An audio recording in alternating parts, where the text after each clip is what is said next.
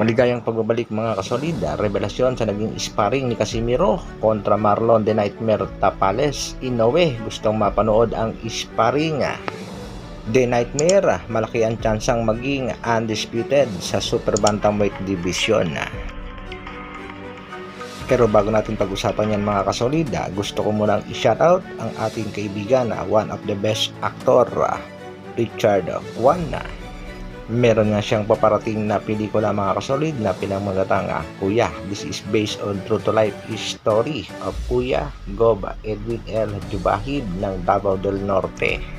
Kaya abangan natin yan mga kasolid. Para sa ating unang balita, Oscar De La Hoya ng Golden Boy Promotion, may isang malaking laban na ikakasa para sa kanyang alagang si Ryan King Ray Garcia. Ayon nga kay Garcia, big end of the year stretch, then I have something big possibly happening in February, big 140 fight. Target nga nitong si De La Hoya ang isa sa mga pangbato at alaga nitong top rank promotion na Bob Aroma. Ito nga yung kasalukuyang WBO Super Lightweight Champion na si Teofimo Lopez. Dahil nga sa negosyante itong si Bob Aroma, sigurado pabor na pabor ito sa magiging laban kung sakaling matutuloy. Samantala, Marlon The Nightmare Tapales, malaki nga daw ang tsansa na makuha ang undisputed sa Super Bantamweight Division. Maaari ang ma-upset ng ating kababayang si The Nightmare itong tinaguriang Japanese monster na si Naoya Inoue, tulad ng ginawa niyang upset dito sa undefeated fighter na si MJ Akhmadaliev. Sa kasalukuyan nga ay maraming Pinoy at maging mga Amerikano na nakasuporta dito kay Marlon Tapales sa kanyang laban dito kay Naoya Inoue. Sa kabilang dako naman, Naoya Inoue Japanese Monster, gusto ngang mapanood ang naging sparring ng ating dalawang kababayan. Yan nga isa pagitan nitong si General Casimiro at Marlon The Nightmare Tapales. Nagkabigayan nga at parehas nagpakita ng lakas sa kanilang sparring itong ating dalawang kababayan.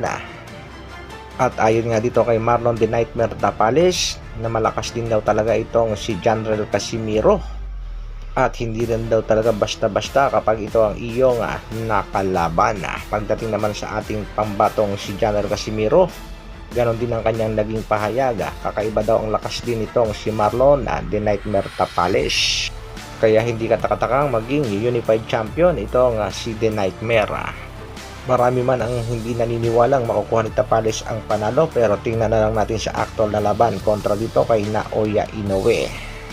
Patungkol naman sa naging sparring, may dagdag paliwanag nga ito si Maharlika Mahal Kita, Diego Bandido.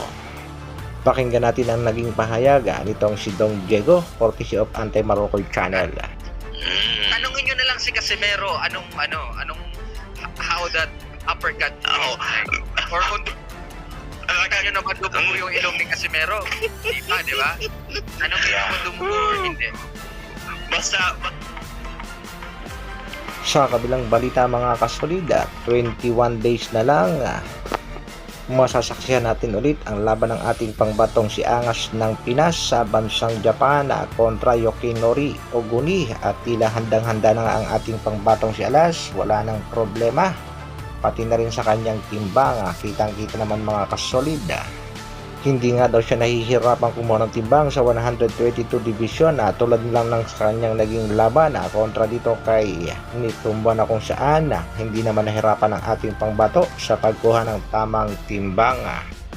At pagdating nga sa naging sparring ng ating pangbatong si Alas sa dalawang Japanese boxer, sa motsari nga naging komento ng mga netizen, tila kulang daw ang ating pangbato sa hangin at kulang na kulang sa stamina.